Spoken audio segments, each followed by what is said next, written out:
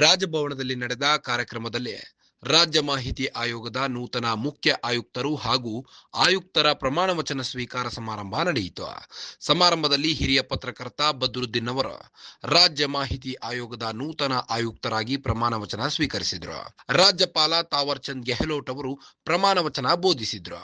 ಮುಖ್ಯ ಆಯುಕ್ತರಾಗಿ ಆಶಿತ್ ಮೋಹನ್ ಪ್ರಸಾದ್, ಆಯುಕ್ತರಾಗಿ Raman K, doctor Harish Kumar, Rudranna Harthikote, Narayan G Channal, Rajashekar S, Badruddin K ಹಾಗೂ ನಿವೃತ್ತ ಐಎಎಸ್ ಅಧಿಕಾರಿ ಡಾಕ್ಟರ್ ಮಮತಾ ಬಿಆರ್ ಅವರು ಪ್ರಮಾಣ ವಚನ ಸ್ವೀಕರಿಸಿದರು. ಕಾರ್ಯಕ್ರಮದಲ್ಲಿ ಡಿಸಿಎಂ ಡಿಕೆ ಶಿವಕುಮಾರ್ ಭಾಗವಹಿಸಿದ್ರು.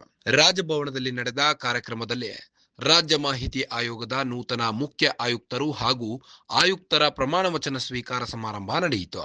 ಸಮಾರಂಭದಲ್ಲಿ ಹಿರಿಯ ಪತ್ರಕರ್ತ ಬದ್ರುದ್ದೀನ್ ಅವರು ರಾಜ್ಯ ಮಾಹಿತಿ ಆಯೋಗದ ನೂತನ ಆಯುಕ್ತರಾಗಿ ಪ್ರಮಾಣ ವಚನ ಸ್ವೀಕರಿಸಿದರು. ರಾಜ್ಯಪಾಲ ತಾವರ್ ಚಂದ್ ಗೆಹ್ಲೋಟ್ ಅವರು ಪ್ರಮಾಣ ವಚನ ಬೋಧಿಸಿದರು.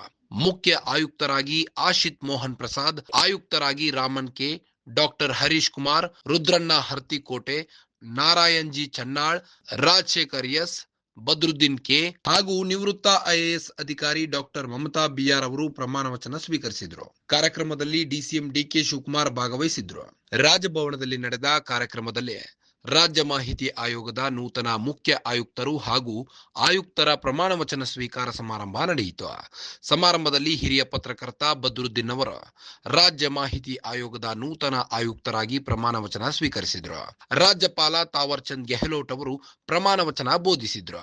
ಮುಖ್ಯ ಆಯುಕ್ತರಾಗಿ ಆಶಿತ್ ಮೋಹನ್ ಪ್ರಸಾದ್, ಆಯುಕ್ತರಾಗಿ Raman K, doctor Harish Kumar, Rudranna Harthikote, Narayan G Channal, Rajashekar S, Badruddin K ಹಾಗೂ ನಿವೃತ್ತ ಐಎಎಸ್ ಅಧಿಕಾರಿ ಡಾಕ್ಟರ್ ಮಮತಾ ಬಿಆರ್ ಅವರು ಪ್ರಮಾಣ ವಚನ ಸ್ವೀಕರಿಸಿದರು. ಕಾರ್ಯಕ್ರಮದಲ್ಲಿ ಡಿಸಿಎಂ ಡಿಕೆ ಶಿವಕುಮಾರ್ ಭಾಗವಹಿಸಿದ್ರು.